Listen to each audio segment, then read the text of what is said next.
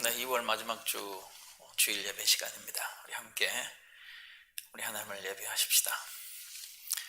우리 다 같이 눈을 감고 하나님께서 우리를 예배로 부르고 계심을 들어보시기 바랍니다. 또한 우리도 하나님을 우리의 예배에 초대하는 그런 시간들이 되기를 바랍니다. 그 아들은 보이지 않는 하나님의 형상이시오 모든 피조물보다 먼저 나신 분이십니다. 만물이 그분 안에서 창조되었습니다.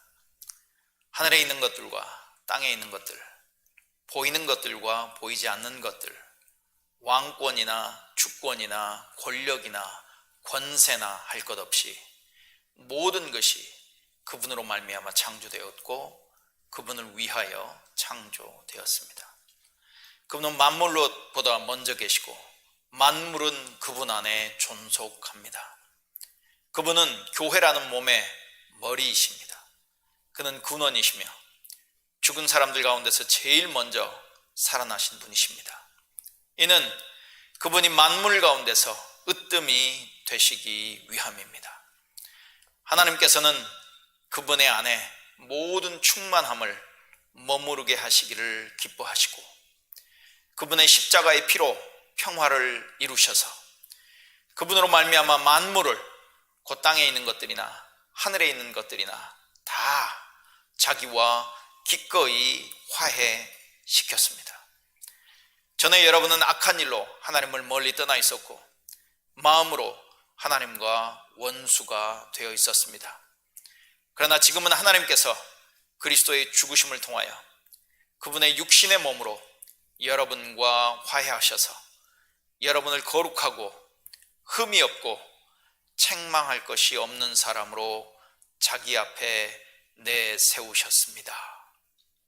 하나님 아버지, 오늘도 우리를 예배 자리로 불러주심을 감사합니다. 오늘도 이 예배를 통해 우리가 하나님을 인정하고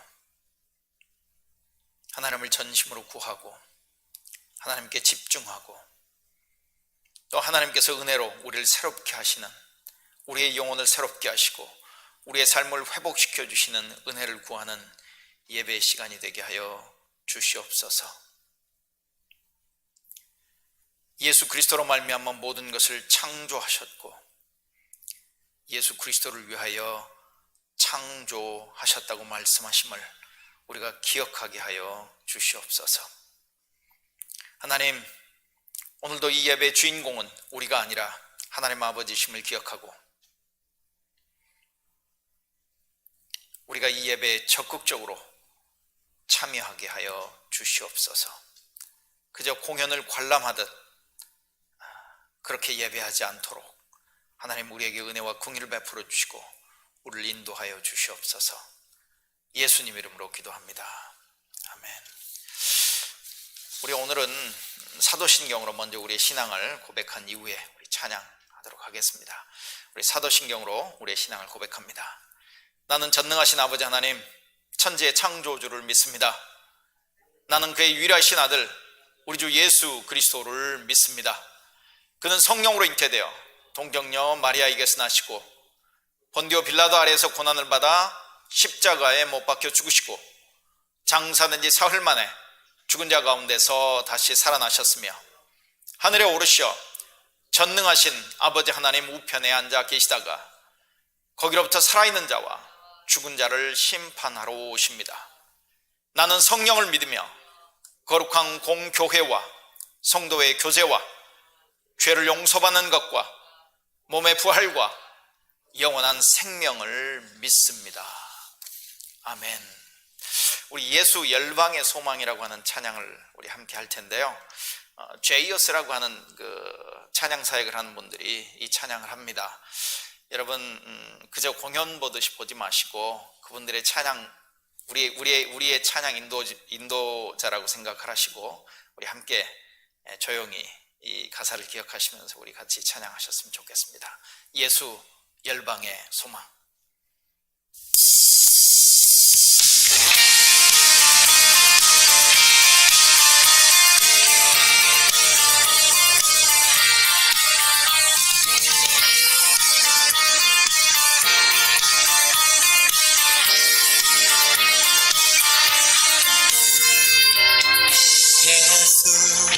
열방의 소망 예수 우리의 위로자 주는 온 땅의 영원한 소망 예수 어둠 속의 빛 예수 변함없는 진리 주는 온 땅의 빛이 되시네 우리 위해 죽으시고 다시 사신 생명의 주 우리 위해 죽으시고 다시 사신 생명의 주 주님만이 소망이요 변함없는 반석이라 주님만이 온 세상을 비추시네 또 죽음에서 부활하신 우리 구주 영광의 왕 주를 믿는 모든 자의 소망 되신 주를 믿네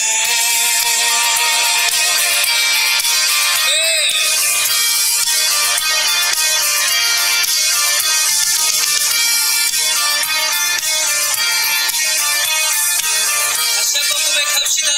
예수 열방의 소망 예수 열방의 소망 예수 우리의 위로자 주는 온 땅의 영원한 소망 아멘 예수 어둠 속의 빛 예수 변함없는 진리 주는 온 땅의 빛이 되시네 우리 위해 죽으시고 다시 사신 생명의 주 우리 위해 죽으시고 다시 사신 생명의 주 주님만이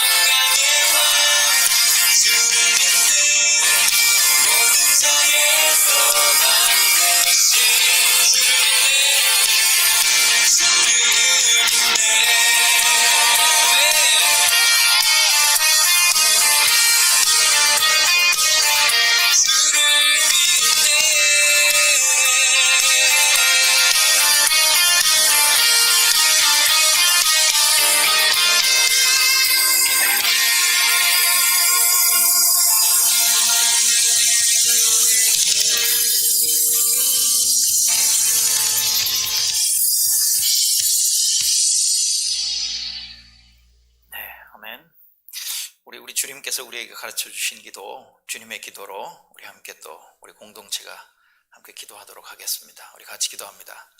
언제나 우리 곁에 계시는 사랑하는 아버지, 아버지의 이름이 귀히 여김을 받으며 사랑받기 원합니다. 아버지의 통치가 우리 안에 온전케 되기 원합니다. 아버지의 뜻이 하늘에서 이루어지는 것 같이 여기 이 땅에서도 이루어지기 원합니다. 오늘 우리에게 필요한 것을 오늘 우리에게 주옵소서. 어떤 모양으로든 우리에게 잘못하는 모든 이들을 우리가 용서하는 것 같이 아버지께 대한 우리의 죄와 잘못을 용서해 주옵소서. 우리가 유혹과 시련을 당하지 않게 해주시고 모든 나쁜 일에서 건져 주옵소서. 아버지가 주관자이시며 모든 권세가 아버지께 있으며 모든 영광도 영원히 아버지의 것입니다. 이것이 바로 우리가 원하는 바입니다. 아멘. 우리 주 예수보다 더 귀한 것은 없네. 우리 한번 찬양하실 텐데요. 이 찬양은 합창단이 이렇게 하는 찬양입니다. 같이 우리 동참하시면서 정말 우리 자신에게 우리의 삶에서 주 예수보다 더 귀하게 여기는 것은 없는지를 살피는 마음으로 우리 함께 찬양하시겠습니다.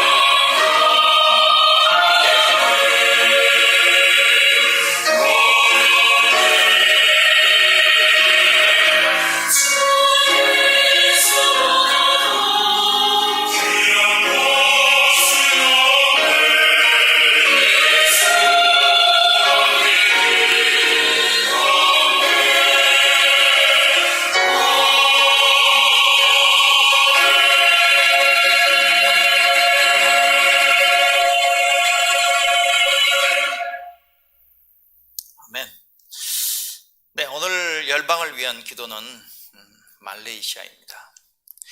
여러분 평상시에는 얼마나 이 열방을 위한 기도나 열방에 대한 관심을 갖고 계시는지 모르겠습니다. 일주일에 한 번 우리가 예배할 때 열방을 위한 기도를 통해서 하나님은 열방을 복주기를 원하신다는 것, 하나님은 열방을 복주기를 원하신다는 것, 그래서 우리도 열방에 관심을 갖고 그 열방을 위해 기도해야 한다고 하는 사실들을 기억하시는 그런 시간들이 되셨으면 좋겠습니다. 말레이시아입니다. 여러분 중에 혹 말레이시아를 다녀오신 분들도 계실 텐데요. 인구는 약 3,300만 명 정도인데 면적은 한반도의 1.5배입니다. 수도는 쿠알라룸푸르. 제가 자랄 때는, 젊었을 때는 그 말레이시아가 한국 축구의 아주 숙적이었습니다. 태국, 말레이시아 이렇게 숙적이었었는데요.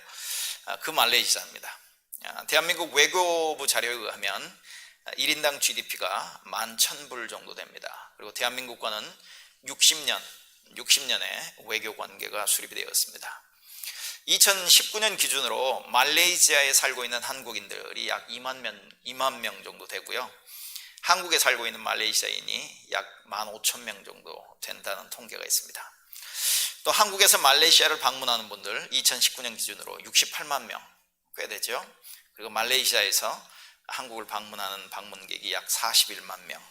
한국과 말레이시아 간의 교류가 꽤 있는 것 같습니다. 이 말레이시아에는 182개의 종족이 있습니다. 그 종족 중에서 미존도 종족으로 구분되는 종족이 79개 종족. 미존도 종족 인구는 약 1,700만 명. 인구의 반 정도가 아직 미존도 종족으로 이렇게 분류가 됩니다.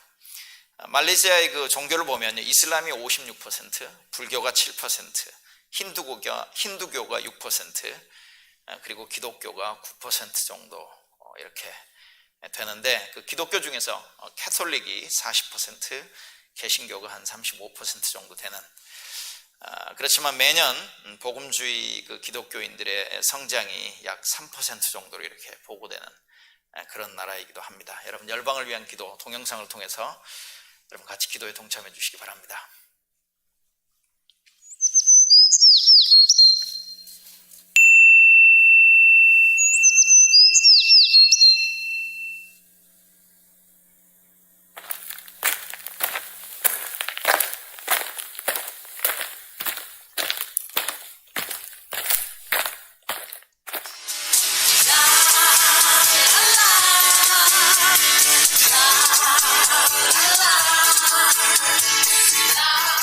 하나님 아버지, 이 시간 말레이시아를 위해 기도드립니다.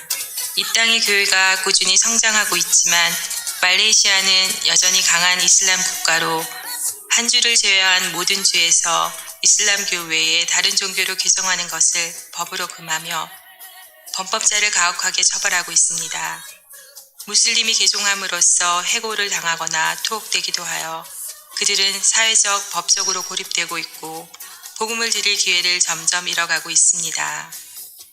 하나님, 이 땅에 하루속히 종교의 자유가 주어지고 복음의 문이 활짝 열리게 하시옵소서.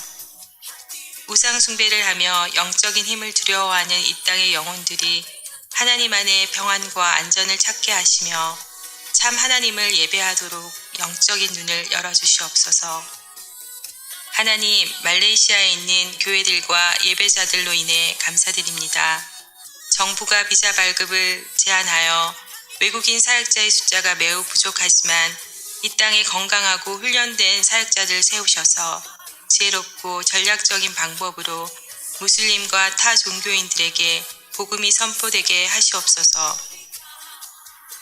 말레이어가 공용어로 사용된 이후로 정부는 말레이어 성경 및 기독 문서와 예배를 통해 말레이인들이 기독교로 개종되는 것을 두려워하고 있는데 예배와 문서 사역을 통해 많은 자들이 하나님을 깊이 만날 수 있기를 간구합니다. 하나님, 이 땅에 많은 예배자들이 세워지고 하나님의 이름이 높이 영광 받으시기를 기도합니다. 예수 그리스도의 이름으로 기도드립니다. 아멘.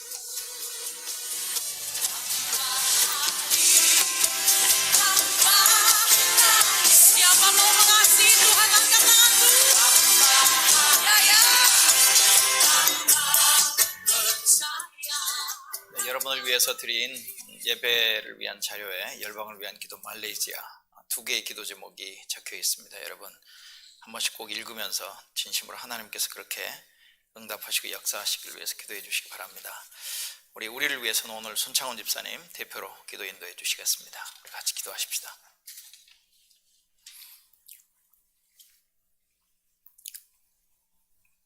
네, 다 같이 기도드리겠습니다. 참된 회복을 주시는 하나님 아버지, 오늘 이 시간 아버지께서 주시는 참된 회복을 구하며 기도를 드립니다. 코로나 바이러스 팬데믹이 미국에서 시작된 지 약 1년이 지났습니다.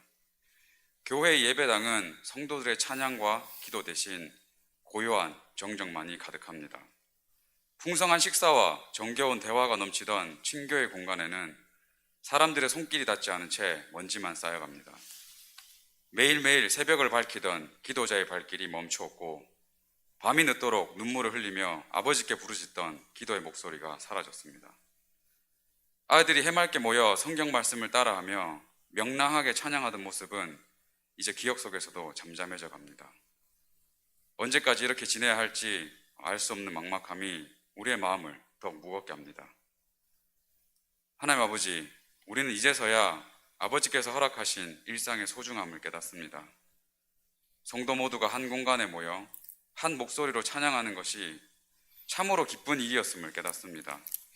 함께 음식을 준비하고 나누어 먹는 일들이 수고스러운 일이기보다는 참된 형제를 느낄 수 있는 일이었음을 깨닫습니다. 예배당 바닥에 앉아 상한 마음을 아버지께 털어놓으며 눈물로 기도하던 예배와 기도의 시간은 세상이 주지 못하는 위로와 힘을 얻는 시간이었음을 고백합니다. 하나님 아버지, 이처럼 세상이 곧 끝날 것 같은 두려움 속에서도 우리는 아버지를 붙잡고 나아갑니다. 그것은 하나님 아버지만이 이 절망 속에서 우리를 회복시키시며 구원하실 유일한 한 분이심을 우리가 믿기 때문입니다. 어려운 상황 속에서 주님만 바라보며 주님만 의지하는 우리 성도들 되기를 진심으로 기도합니다. 비록 예전과 같은 예배 일상이 허락되지 않더라도 하나님 아버지를 찬양하고 하나님 아버지께 기도하는 우리 성도들 되기를 원합니다. 비록 성도들 간의 물리적 거리는 멀어지었을지라도 성령 하나님의 매는 끈으로 더욱 가깝게 성도들을 묶어 주시옵소서. 서로를 위해 기도하고 기쁜 일과 슬픈 일을 함께 감당해 나가는 우리 비전 선교교회 되게 하여 주시옵소서. 비록 예배당에 모여 함께 예배하지 못하고 찬양하지 못할지라도 우리 각 성도가 서 있는 곳이 바로 그 예배의 초소가 되게 하시고 성령 하나님 도와주셔서 하나님 말씀 기억나게 하시고 하나님 아버지를 찬양하게 하여 주시옵소서. 비록 세상이 우리를 손가락질하고 비난하여도 예수 그리스도를 향한 우리의 마음이 변하지 않기를 간절히 기도합니다. 이럴 때일수록 우리 성도들이 세상의 어둠을 밝히는 빛으로 세상의 혼란으로부터 사람들을 지켜내는 소금의 역할을 더 성실히 할 수 있기를 기도합니다. 유례 없이 어려운 시기를 지나가는 우리 성도들을 위해 기도합니다. 직장에서 그리고 학업 가운데 힘든 시기를 겪고 있는 성도들에게 힘과 용기를 주시옵소서. 그리고 각 가정의 자녀들이 코로나 시기 가운데 몸과 마음이 건강히 잘 자라날 수 있도록 지켜주시옵소서. 미래의 진로를 두고 기도하고 있는 성도들에게 아버지의 지혜와 인도하심을 구합니다. 이제 이몽일 목사님으로부터 하나님의 말씀을 듣습니다.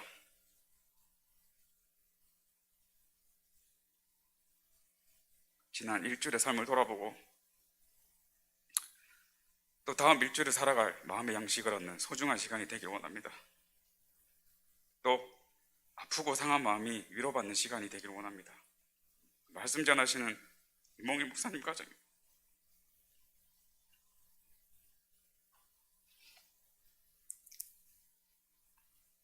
하나님의 축복이 가득하길 기도하며 항상 건강하며 성령이 충만하기를 기도합니다.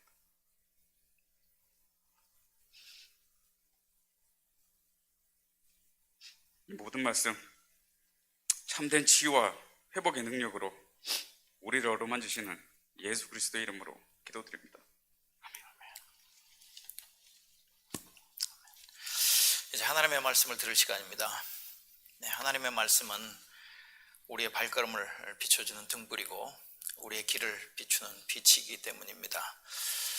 오늘 본문 말씀은 지난주에서 요한복음 6장 말씀입니다. 요한복음 6장 25절부터 35장 앞부분까지, 6장 25절부터 35절 앞부분까지. 오늘은 쉬운 성경이 아니라 새 번역으로 제가 읽도록 하겠습니다. 요한복음 6장 25절부터 35절 전반부까지 말씀입니다. 새 번역입니다. 여러분, 제가 가끔 새 번역으로 읽었다가 또 쉬운 성경으로 읽었다가 이렇게 하니까 여러분 좀 헷갈릴 수 있지만, 헷갈린 것만 생각하지 마시고요.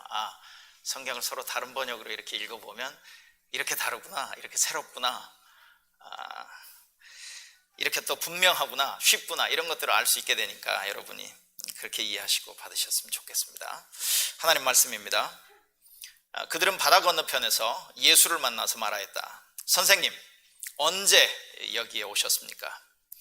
예수께서 그들에게 대답하셨다. 내가 진정으로 너에게 말한다. 너희가 나를 찾는 것은 표징을 보았기 때문이 아니라 빵을 먹고 배가 불렀기 때문이다. 너희는 썩어 없어질 양식을 얻으려고 일하지 말고 영생에 이르도록 남아있을 양식을 얻으려고 일하여라. 이 양식은 인자가 너희에게 줄 것이다. 아버지 하나님께서 인자를 인정하셨기 때문이다. 그들이 예수께 물었다. 우리가 무엇을 하여야 하나님의 일을 하는 것이 됩니까? 예수께서 그들에게 대답하셨다. 하나님께서 보내신 이를 믿는 것이 곧 하나님의 일이다. 그들은 다시 물었다.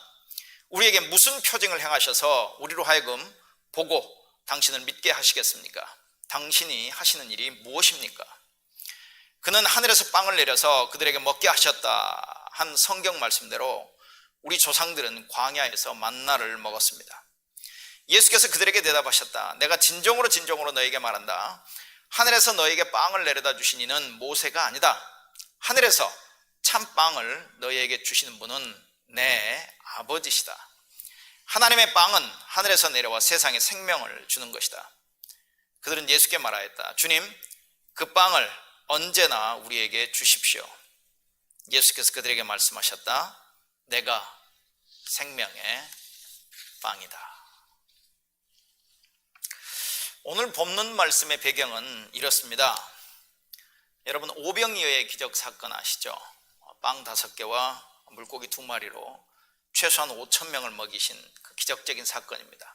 그 오병이어의 기적적인 사건 이후에 예수님께서 그 기적의 의미를 설명해 주고 있는 본문이 오늘 본문입니다. 다른 말로 얘기하면 이 오병이어의 사건을 통해서 우리가 구해야 할 참된 양식, 그 참된 양식이 무엇인지를 가르치고 있는 그 말씀이 오늘 본문이라고 하는 것이죠. 여러분, 이 오병이어의 사건은, 이 기적 이야기는 네 복음서 모두에 나오는 유일한 기적적인 사건이기도 합니다. 이 기적이라고도 하고 표적이라고도 하는 이 오병이어의 사건은 유대인의 최대 명절인 유월절 근처에 일어났습니다. 그리고 그 다음 해, 이번에 지금 일어난 그 유월절 근처에 일어나는데 그 다음에 유월절에 예수님은 십자가에서 처형당하실 것입니다. 자, 오병이어의 기적과 관련해서 이렇게 기록하고 있습니다. 수많은 사람들이 예수님을 따랐습니다. 그리고 예수께서 많은 병자들을 고친 여러 가지 표적들을 보았기 때문에 그들이 예수님을 지속적으로 따랐다, 이렇게 얘기를 합니다. 때는 6월절이 가까운 때였고 장소는 이두레 지역의 벳세다라고 하는 곳입니다. 이 갈릴리 호수를 보면 갈릴리 호수의 동북쪽에 위치하고 있는 그런 지역인데요. 지역이 이두레 지역의 벳세다입니다. 거기에서 빵 5개와 물고기 2마리로 최소한 남자만 5,000명을 먹인 기적적인 사건을 행하셨습니다. 그런데 공관복음서에도 이 오병이어의 사건이 나오는데 이 공관복음서에서 말하고 있는 배경은, 추가적인 배경은 이렇습니다. 그때는 저녁 때였고요, 빈 들이었습니다. 외딴 곳이었습니다. 음식을 구하기가 참 힘들었던 그런 곳이었겠죠. 그런데 공관복음서를 보면, 마태, 마가, 누가를 보면 예수께서 그들에게 오병이어의 기적을 행하신 것은 그들을 긍휼히 여겼기 때문이다. 그들을 정말 긍휼히 여겼기 때문이라고 얘기를 합니다. 그런데 오늘 요한복음의 기록을 보면 그런 이유가 그렇군요. 잊어버렸어요.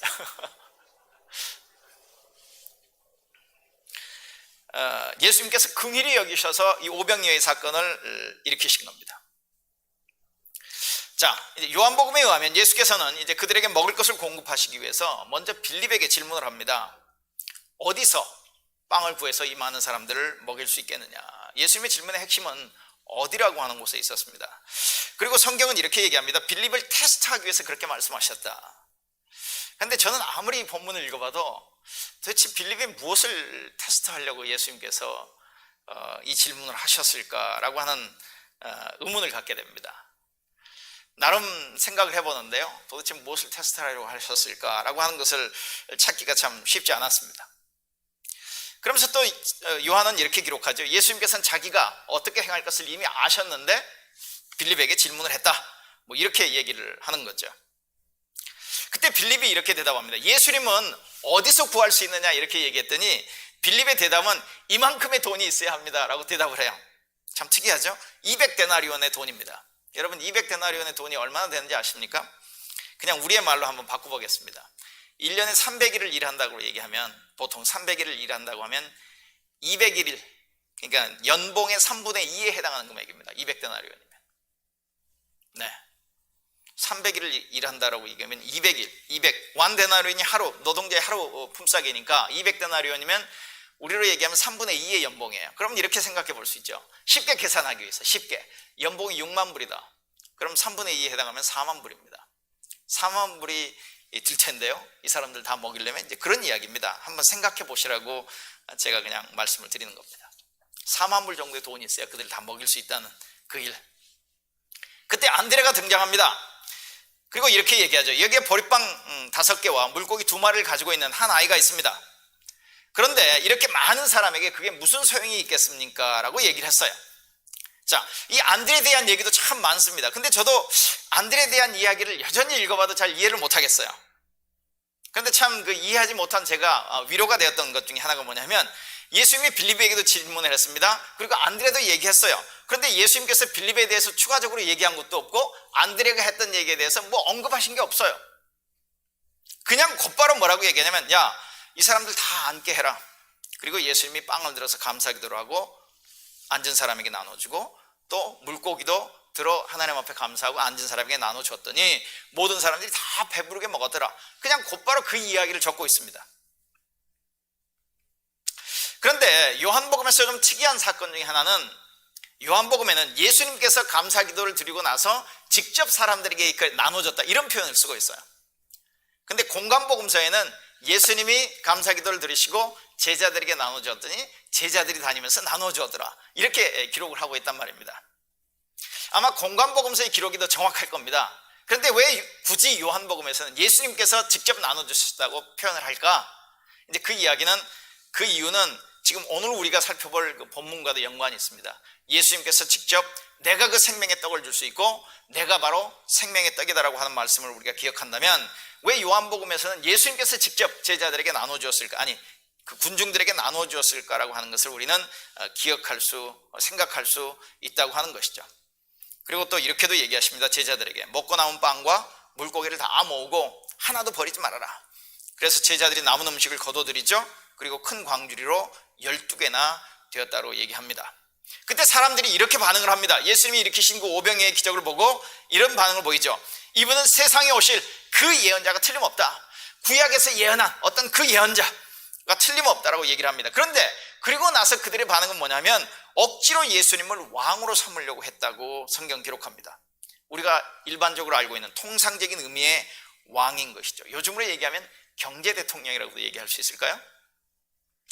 여러분, 대통령이 될 수 있는 아주 그 분명한 전략을 우리가 하나 들 수 있다면, 확실하게 경제를 살린다라고 자신만 하면 그 사람 거의 대통령이 됩니다.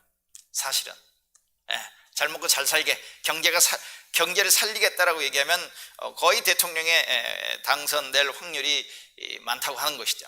여러분, 그 클린턴이 이제 그 민주당의 후보로 조지 부시 대통령과 그 당시 이제 현직 대통령이었죠. 이렇게 그 대통령 선거에서 맞붙었을 때 민주당의 선거 전략가가 이런 말씀을 했습니다. The economy stupid. The economy stupid. 이 얘기가 뭐냐면, 야, 중요한 건 정말 경제인 거야, 경제. 그러니까 이 말이 지금 누구에게 했느냐면요, 클린턴이 조지 부시에게 한 게 아니라 민주당 클린턴 선거본부의 전략가가 자기 선거 운동을 하는 사람들에게 세 가지 아주 중요한 사항을 지적을 해줬는데, 그 중에 하나가 이거였습니다. The economy, stupid. 문제는 경제야. 그러니까 경제 문제를 공략하면 우리가 성공할 수 있어. 그리고 결국 클린턴이 승리를 하지 않았었습니까? 사람들이 오병이어의 기적을 보고 이분이 세상에 오실 그 예언자다, 우리가 그분을 왕으로 모시자, 강제로라도 왕으로 모시자라고 생각했을 때, 놀랍게도 예수님께서는 그들의 그런 의도로 하시고 그들을 떠나서 산으로 가셨다고 하는 것이죠. 거절하셨습니다. 그것이 예수께서 이루고자 원하시는 하나님 나라가 아니라는 분명한 메시지를 전하는 것이었겠죠. 예수님은 산으로 가시고 제자들은 갈릴리 바다로 내려가서 배를 타고 바다 건너편, 그리고 가버나움이라고 하는 동쪽에서 서쪽 끝으로 이렇게 가십니다. 제자들이 갈릴리 바다를 건너가는 동안 풍랑이 일게 되죠. 그리고 죽을 위기에 처했을 때 예수께서 무리를 걸어서 제자들에게 오십니다. 그리고 예수께서 배에 오르자 곧 풍랑이 잔잔해졌고 배는 즉각적으로 가버나움에 도착했더라, 이렇게 기록합니다. 여러분, 예수님께서 배에 오르셨어요. 그리고 배에 오르신 지점은 거의 갈릴리 바다의 중간, 아니면은 이 베세다 쪽이 더 가깝습니다. 앞으로도 가야 할 길이 꽤 됩니다. 한 4마일 정도 이렇게 될 수 있는 그런 거리예요. 근데 예수님이 배에 오르시자 배는 immediately, 즉각적으로 가버나움에 도착했더라라고는 참 특별한 설명을 하고 있는 모습도 볼 수 있습니다. 자, 그 다음 날이 됐습니다. 사람들이 예수님을 찾습니다. 그 베세다 근처에서 예수님을 찾아요. 그런데 찾다가 예수님을 찾지 못합니다. 그래서 예수님을 찾다가 다시 가버나움이라고 하는 곳으로 가서 예수님을 만납니다. 그리고 질문을 하죠. 이런 질문을 합니다. 선생님, 언제 여기 오셨습니까? 그들의 질문에 예수님이 전혀 다른 대답을 하십니다. 그리고 그 대답의 내용이 오늘 본문의 내용이라고 하는 것이죠. 예수님과 그들의 대화, 지속되어지는 대화, 그리고 그 대화를 통해서 예수님은 오병이어의 기적의 의미를 설명해주고 계십니다. 그런데 정말 자기를 그렇게 간절하게 찾다가 자기를 만난 사람들에게 예수님께서 첫 번째 하셨던 말씀이 이겁니다. 너희가 나를 찾는 이유가 잘못됐다. 너희가 나를 찾는 이유가 잘못됐다고 말씀을 하신다는 거예요. 26절 한번 보십시오. 이렇게 얘기합니다. 내가 너희에게 진리를 말한다. 너희가 나를 찾는 것은 내가 행한 표적을 보았기 때문이 아니라 빵을 배불리 먹었기 때문이다. 너희들이 나를 찾는 이유가 잘못되었다. 내가 행한 그 오병이어의 기적, 그건 단순히 너희가 배고픈 문제를 해결하기 위해서 배불리 먹는 문제, 그것만을 위해서 내가 행한 것이 아니라 그것은 표적이다. 그것이 가리키는 것이 있다. 그것을 통해서 너희들이 진정으로 찾아야 하는 것이 있는데 너희들은 지금 그것을 찾지 못하고 있는 것이다. 여러분, 유대인들이 정말 예수님을 열심히 찾았어요. 여러분, 그 열심히 찾는 것, 그 찾는 것 자체는 잘하는 일입니다. 그런데 안타깝게도 그들이 예수님을 찾는 이유가 잘못되어졌다는 거예요. 유대인들이 예수님을 찾는 이유가 그들이 보고 경험한 표적, 그리고 그 표적이라고 하는 것은 그 표적 자체가 중요한 것이 아니라 표적이 가리키는 것이라는 말씀을 드렸잖아요. 38년 된 병자를 고친 사건도 표적이었습니다. 가나 혼인잔치에서 물이 포도주가 되게 한 것도 표적이었단 말입니다. 그 표적이 가리키는 예수, 그리고 그 예수가 도대체 누구신지, 그리고 그 예수가 누구시라면 그분이 하실 일이 무엇인지, 그분으로 해서 나는 무엇을 얻을 수 있는 것인지를 우리가 발견해야 하는데, 그들이 배불리 먹은 빵 때문에 예수를 여전히 찾고 있지만 표적을 통해서 예수께서 드러내시고 계시는 예수 그리스도의 정체성, 그리고 그가 이루시는 하나님의 나라, 하나님의 통치, 하나님의 회복, 하나님의 새로운 창조에 대해서는 그들이 전혀 보고 있지 못하다고 하는 것을 아주 직설적으로 말씀을 하고 계시다는 것이죠. 그들이 예수님을 찾는 이유가 잘못되었을 뿐만 아니라 아마 그들은 예수께서 진정으로 그들에게 가르쳐 주시고 알게 하시고 싶은 그 내용을 아마 그들은 알고 싶지 않았는지도 모르겠습니다. 여러분, 분명히 오병이의 사건을 보면 공간복음서와 요한복음의 사건을 이렇게 종합을 해보면 예수께서는 그들을 긍휼히 여기셨어요. 그리고 그들의 배고픔의 문제를 분명히 해결해 주셨습니다. 그러니까 오병이의 첫 번째 목적은 예수께서 그들을 얼마나 긍휼히 여기시고 그들을 사랑하시고 그들의 필요를 채워주시냐에 분명히 있었다고 하는 것이죠. 그 일도 중요해요. 그 일도 중요했다고 적고 있습니다. 그런데 예수께서는 이 오병이어를 통해서 더 중요한 목적이 있었음을 우리에게 분명히 말씀해주고 있는 것이죠. 그래서 이 사실을 단순한 기적적인 사건이라고 말하지 않고 표적이라고 부르는 것입니다. 그리고 그 표적은 분명히 예수를 가리키는 것이죠. 네. 예수는 육체적인 배고픔의 문제를 해결해 주실 수 있는 분이지만, 그래서 우리의 육체적인 생명을 연장시켜 주시고 우리가 육체적으로 살아갈 수 있는 어떤 에너지를 공급해 줄 수 있는 그런 분이지만, 그거보다 또 더 중요한 문제가 우리에게 있다고 하는 것을 이 사건을 통해서 보여주고 싶으셨다는 것이죠. 그래서 자기를 찾고 찾다가 만나서 첫 번째 질문이 어떻게 여기 오셨습니까? 라고 했던 그 질문에 예수님은 생뚱맞게 너희들이 나를 찾는 이유가 잘못됐다라고 얘기를 하고 계시는 것이죠.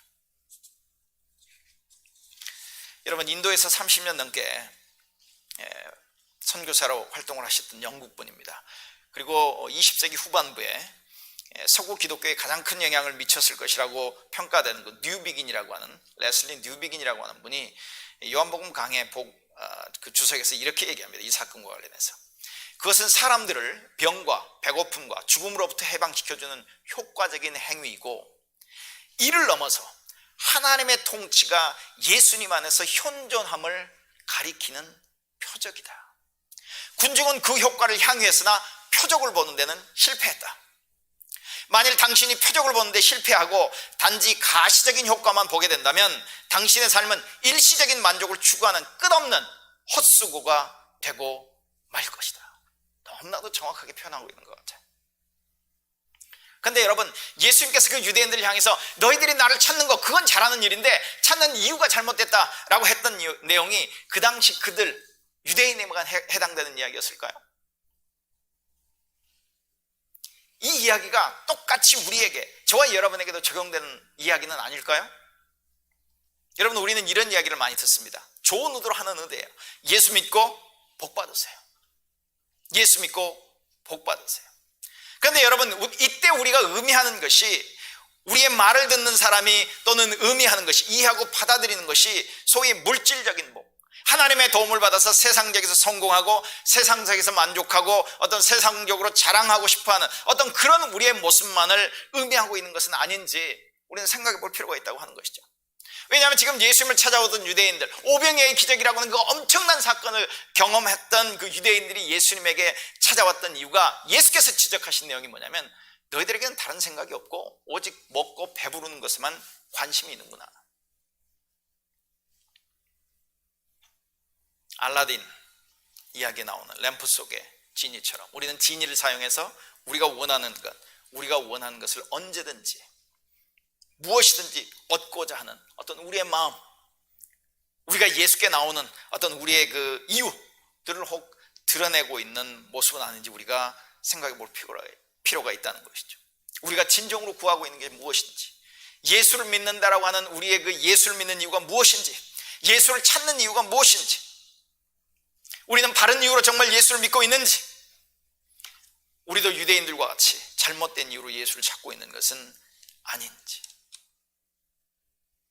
예수께서 너희들은 너희가 나를 찾는 이유가 잘못됐다, 잘못된 이유로 너희들이 나를 찾는다라고 얘기하면서 두 번째로 너희들이 나를 찾아야 되는 정말 진정한 이유가 뭐냐면 육신의 만족을 주는 양식이 아니라 영원히 있는, 그리고 영원한 생명을 주는, 그리고 그 양식은 내가 줄 수 있는데 그 양식을 너희들이 얻기 위해서 나에게 와야 하는 것이다.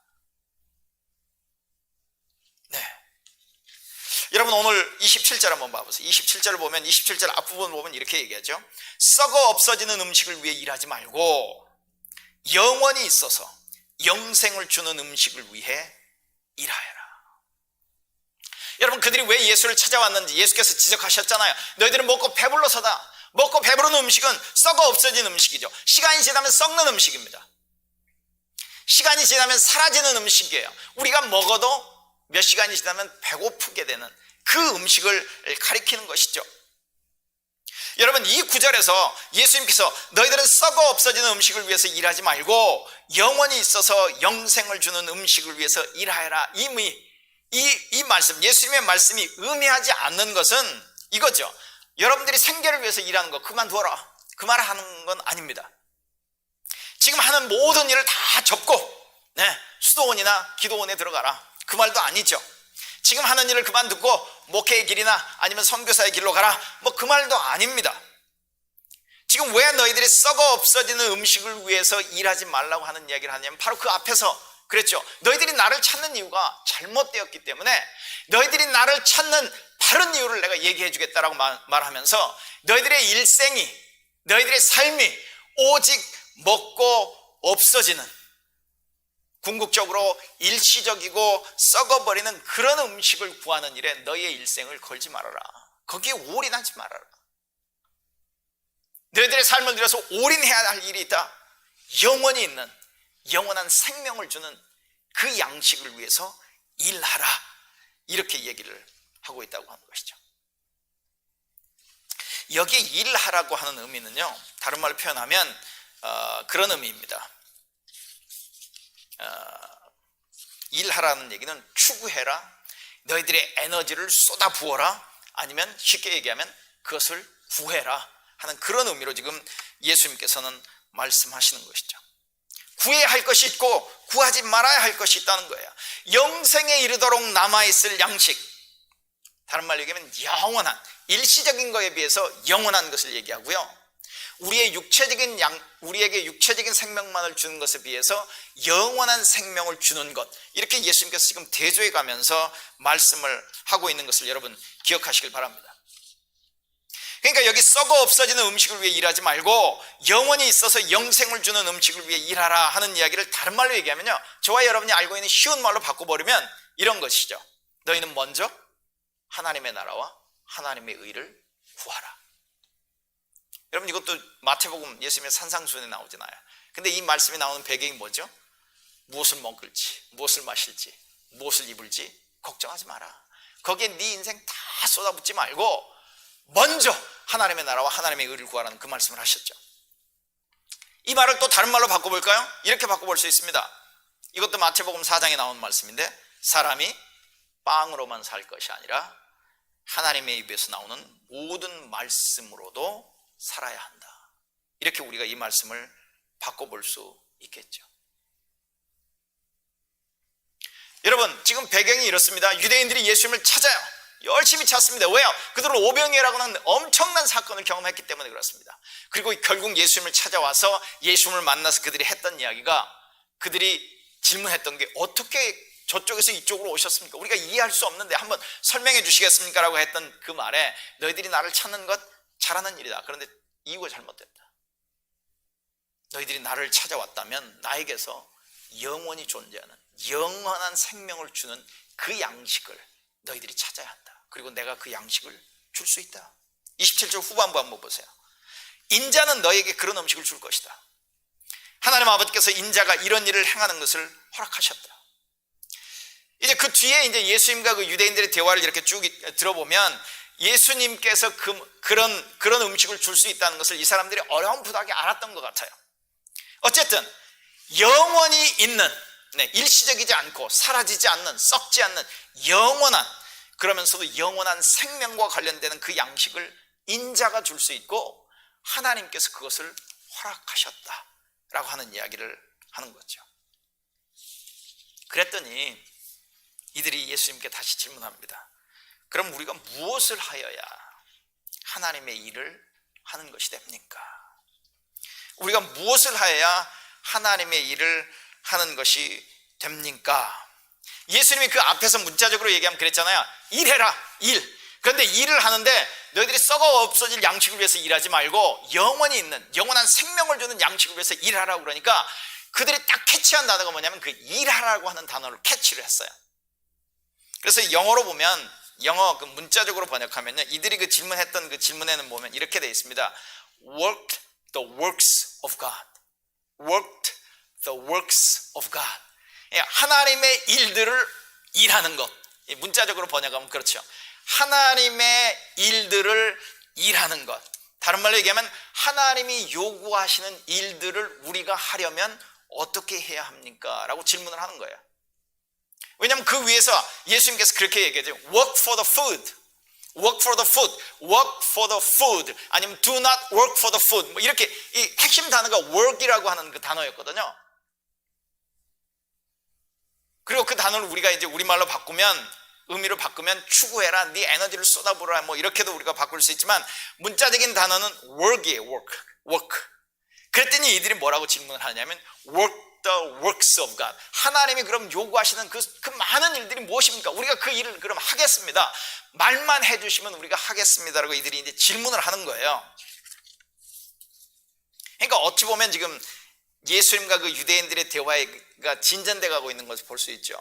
다른 말로 얘기하면 여러분 요한복음 4장을 보면 예수님과 사마리아 여인들이 이제 대화하고 질문을 하고 대화하고 뭐 해가잖아요. 처음에는 도대체 이게 핀트가 소위 맞지 않았죠. 그러다가 점점 지나가면서 이제 좁혀지고 결국 사마리아 여인이 예수를 만났던 어떤 그런 이야기를 우리가 이해하듯이 지금 예수님을 찾아온 유대인과 예수님의 대화도 지금 이렇게 간격이 있다가 점점 지금 좁아지고 있는 어떤 그런 모습을 우리가 볼 수 있습니다. 예수님의 이야기를 듣다가 그럼 우리가 무엇을 어떻게 해야 하는 겁니까? 네, 그렇게 질문을 하죠. 그랬더니 예수님의 대답이 짧고 간결합니다. 그리고 아주 핵심을 찌르죠. 놀랍게도 이런 대답을 하십니다.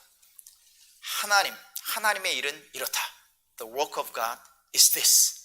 하나님의 일은 이렇다. 근데 여기 보면 그들은 works라고 하는 복수로 물었어요. 복수로.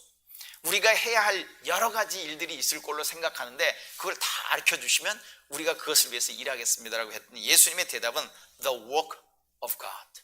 하나님의 일이에요. 그냥 단수입니다. 딱 하나의 일. 그게 뭐냐면 하나님이 보내신 자를 믿는 것이다. 너무 단순하죠? 너무 단순해요. 네, 너무 단순합니다. 29절 보세요. 예수님께서 대답하셨습니다. 하나님의 일이란 바로 하나님께서 보내신 사람을 믿는 것이다. The work of God is this. Believe. 하나님이 보내신 사람을 믿는 거예요. 믿는 거예요. 여러분 이게 너무 쉬워 보입니까? 하나님이 보내신 자를 믿는 것?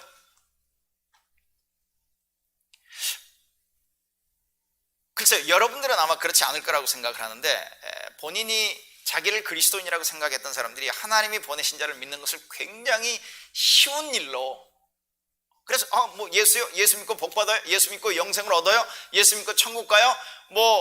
예수 믿고 하나님의 자녀가 돼? 오케이, 난 믿죠 뭐. 그 정도의 의미로 얘기하시는 것 같아 보이진 않아요. 여기서 believe in the one he has sent. 하나님의 일은 이거다.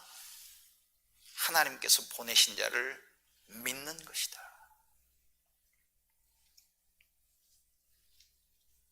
하나님께서 인정하시고 하나님께서 보낸 그분을 지속적으로 신뢰하고 믿고 따르고 순종하는 것. 그래서 그분을 통해서 생명을 얻는 것과 관련되는 문제입니다. 여러분 요한복음에 예수님에 관해서 굉장히 많은 설명들을 하고 있죠. 그리고 요한복음의 시작이 이렇게 얘기하잖아요. 그가 자기 땅에 왔으나 자기 백성이 그들을 환영하지 않았어요. 영접하지 않았습니다. 그런데 영접하는 자 곧 그 이름을 믿는 자들에게는 하나님의 자녀가 되는 특권을 주셨다. 뭐 이런 말씀도 합니다. 그 다음에 또 뭐라고 얘기하죠? 예수를 믿으면 영원한 생명을 얻는다라고도 얘기해요. 예수를 믿으면 영원한 생명을 얻고 예수를 믿는 것이 곧 거듭남이고 위로부터 태어남이고 하나님 나라에 들어가는 것이고 하나님 나라를 보는 것이고 하나님의 통치 안에 들어가는 것이고, 여러분 예수를 믿는다라고 하는 게 굉장히 많은 의미를 가지고 있고요. 특별히 오늘 본문과 관련해서는 예수를 믿는다는 것은 영생을 얻는다는 거하고 똑같은 말입니다. 예수를 믿는다는 건 영원한 생명을 얻는다고 하는 이야기하고 똑같은 거예요. 영원한 생명을 얻는다는 얘기는 예수를 믿기 이전에는 생명이 없었다는 이야기죠. 우리는 죽음 가운데 있었다는 이야기입니다. 그리고 여러분 한번 상상을 해보세요. 죽음이 우리에게 연상시키는 수많은 것들을 한번 생각해 보세요. 그래서 요한복음은요 죽음과 생명을 굉장히 대조시킵니다. 그 다음에 요한복음에는 또 빛과 어둠을 대조시켜요. 그 그림이 보여주는 그 이미지를 여러분 한번 상상을 해보시기 바랍니다. 그러니까 예수를 믿는, 하나님이 보내신 자 예수 그리스도를 믿는데, 그 예수는 우리에게 영원한 생명을 주시는 분이고, 영원한 생명을 얻는다는 얘기는 죽음의 문제를 해결했다고 하는 거예요. 죽음의 문제를 해결했다라고 하는 얘기는 죽음을 가져온 죄의 문제가 해결되어졌다는 얘기고, 죽음의 문제를 해결했다는 얘기는 죽음을 가져오는 수많은 죽음의 원인들, 그 증상들을 해결했다고 하는 얘기하고도 똑같은 겁니다. 그러니까 너희들이 나를 찾아온 이유가 먹고 배부른 이유 때문에 찾아왔다면 그건 잘못된 거다. 그것도 너희들이 일생을 살아가는데 필요하겠지만, 그것 말고도 너희들이 빵을 먹어서 육신의 생명을 연장시키고, 어쨌든 그 육신의 생명을 통해서 이 땅에서의 삶을 좀 누려보고 즐겨보고 경험하고 행복하기를 원하듯이, 우리에게는 또 다른 생명, 영원한 생명이 있다. 하나님이 우리에게 주시는 생명이 있다. 하나님 나라에서 우리가 경험할 그 생명이 100%라면 그 100% 생명을 지금 이곳에 가져와서 너희들이 누릴 수 있는 그 생명, 그 생명이 누구를 통해서 우리에게 주어지느냐? 하나님이 보내신 그분을 통해서 보내주시는 것이고, 우리에게 그 생명이 우리에게 올 수 있는 유일한 길은 뭐냐? 그것을 믿고 받아들이고 환영하는 것이다. 하나님의 일이란 바로 하나님께서 보내신 사람을 믿는 것이다. 여러분, 이것과 관련해서 이게 이제 굉장히 하나님이 보내신 자를 믿는 것, 믿는 것. 근데 믿는 것을 통해서 우리는 영원한 생명이 주어지는 거 아니겠어요? 여러분, 오늘 본문 26절부터 이렇게 쭉 보면 예수님이 얘기하시는 게 지금 영원한 생명에 대한 이야기를 하고 있는 것이잖아요. 영원히 있는, 썩지 않는, 우리에게 진정한 만족을 줄 수 있는 그 생명에 대한 얘기를 하는 것이니까, 여기서 믿는다라고 하는 것은 단순히 믿음의 행위만을 얘기하는 것이 아니라 믿음으로 말미암아 우리에게 나타난 결과들을 지금 우리는 얘기를 해야 하는 건데, 그게 이제 생명이잖아요. 생명 또는 영원한 생명, eternal life예요. 근데 그 eternal life는 시간적인 개념도 있지만 quality, 어떤 질적인 개념도 있다는 말씀을 제가 여러 번 드렸었습니다. 이 생명과 관련해서도 항상 고민이고요. 이것을 어떻게 좀 잘 설명할 수 있을까? 왜냐하면 예수를 믿으면 생명을 얻는데, 그게 단순히 예수 믿고 죽어 천국 가는 이야기만은 아닌데, 오히려 죽어 천국 가는 이야기라고 얘기한다면 죽어 천국 가는 게 아니라 죽어 천국 가서 우리가 그 천국에서 누리는 삶에 관한 것인데, 도대체 생명을 어떻게 설명을 해봐야 할까? 라고 하는 고민을 하면서 이제 이 관련 자료도 읽고 하는데요. 이게 조금 어렵게 쓰여있긴 합니다. 한번 들어보세요. 좀 어느 정도 그림을 그려줄 수 있을 것 같아요. 그리고 이런 시간들이 이제 자주 가다 보면, 생명이라고 하는 게 이렇구나라고 하는 것을 아마 저와 여러분이 더 분명히 알 수 있는 그런 경우들이 있을 겁니다. 영국의 신학자예요. 아주 유명한 신약과 관련해서 리차드 보컴이라고 하는 분, 그리고 전에도 제가 한번 말씀을 드린 적이 있는데 한번 들어보십시오. 이렇게 얘기합니다. 요한복음에서 영원한 생명은 이 땅에 죽을 목숨이 취할 수 있는, 그러니까 우리들의 일반적인 삶을 얘기하는 거죠. 이 땅에 죽을 목숨이 취할 수 있는 좋은 것들보다 못하기는커녕 그보다 훨씬 더 좋은 것이다. 훨씬 더 좋은 것이다. 예를 들면 이럴까요? 옛날에, 지금은 뭐 한국에서 미국으로 이민 오신 분들이 그런 경우는 별로 없지만, 오래전에 60년대, 70년대, 80년대 초나 이럴 때 미국으로 이민 오신 분들은 미국에서의 삶이 훨씬 좋을 거라고 생각하는 어떤 기대와 그림과 그런 소망이 있었기 때문에 오셨잖아요. 이제 와서 사는 삶은 좀 다른 삶이긴 하지만 지금 그거예요. 요한복음에서 영원한 생명은 이 땅에 죽을 목숨이 취할 수 있는 좋은 것들보다 못하기는커녕 그보다 훨씬 더 좋은 것이다. 우리가 상상하는 것보다 훨씬 더 좋은 거라는 거죠. 그러나 지상의 행복과 전혀 별개의 것은 아니고, 우리가 얘기하는 지상의 행복과도 관련이 있대요. 영원한 생명이 별개의 것은 아니고 그것을 포함하면서도 그것을 초월하는 것이다. 영원한 생명을 정의하면 그것은 죽음이 닿지 못하는 초월적인 생명이라고 볼 수 있다.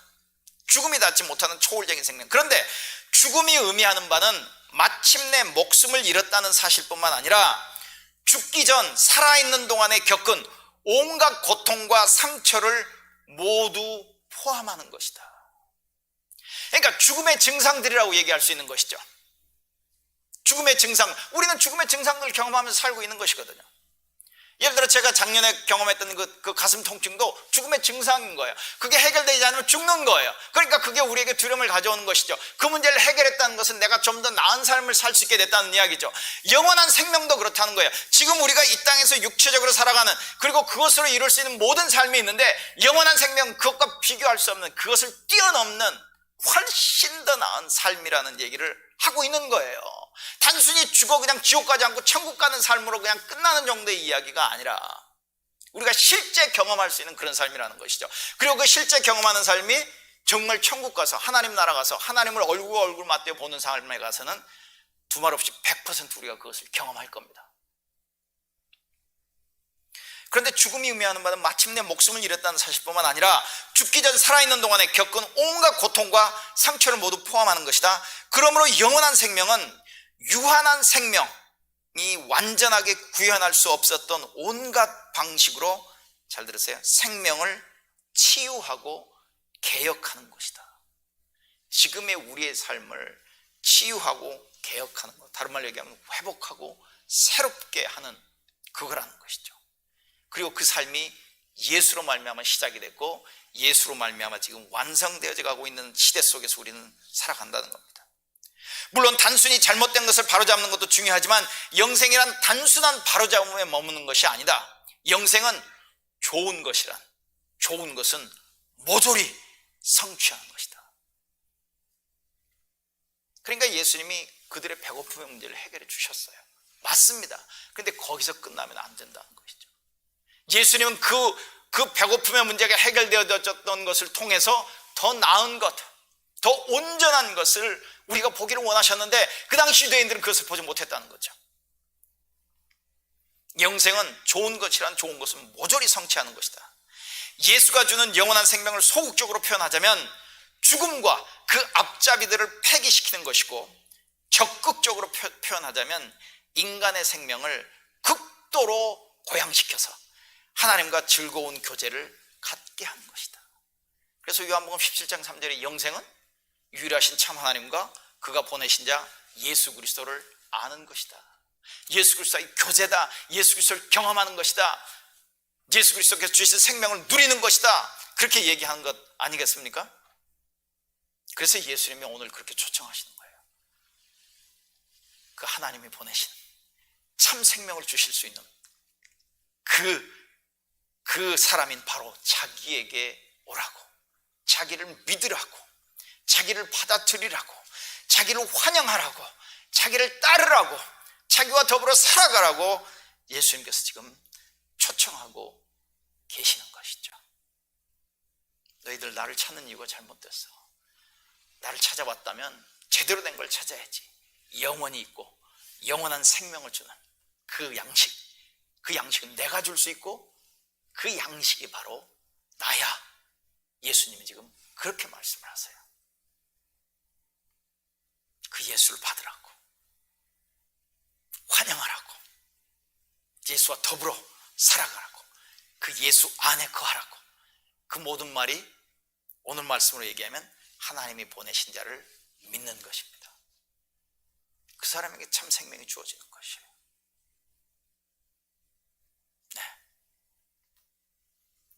예수께서 저와 여러분을 초청하십니다. 예수께로 오라고, 예수를 믿으라고, 예수를 영접하라고, 예수를 환영하라고. 여러분 그렇게 예수님을 영접하고 환영하고 받으시기 바랍니다. 네, 기도하겠습니다.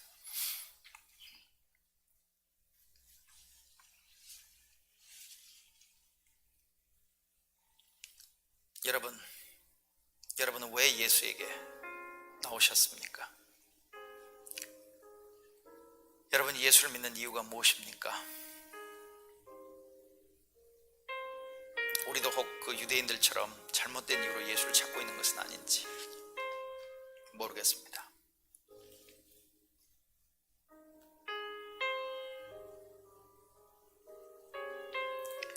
영원히 있는 영원한 생명을 주는 그 양식을 위해서 우리가 일해야 하는데, 그 일이라고 하는 건 우리의 믿음입니다. 왜냐하면 하나님이 우리에게 영원한 생명을 주실 수 있는 분을 이미 보내셨기 때문에, 하나님이 필요한 모든 것을 이루셨기 때문에 우리는 그것을 하나님께서 보내신 분을 믿고 받아들이고 영접하고 그분께 순종하고 그분과 함께하는 것, 그것 단 하나라고 예수님께서 말씀하십니다. 단 한 가지, 단 한 가지, 그 일에 우리의 삶을 올인하기를 예수께서는 원하십니다.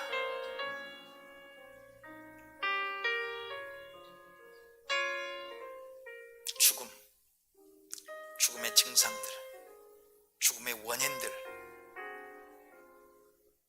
그 문제를 치유하고 회복시키시고 새롭게 하시고 그것을 이기게 하시는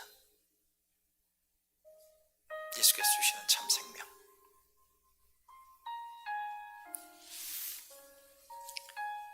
이제는 우리에게 영원한 생명을 주실 뿐만 아니라 영원한 생명 그 자체이신 우리 주 예수 그리스도의 은혜와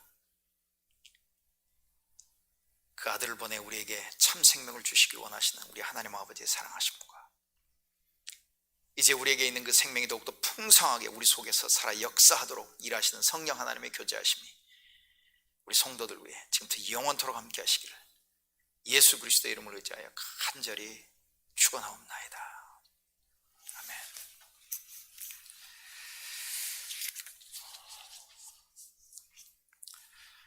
아이고, 지난주하고 이번 주하고 날씨가 참 너무 다르죠? 네, 기도도 해주시고 또 축하도 해주시고 격려도 해주시길 바랍니다. 네, 이렇게 또 오늘 예배 마치도록 하겠습니다.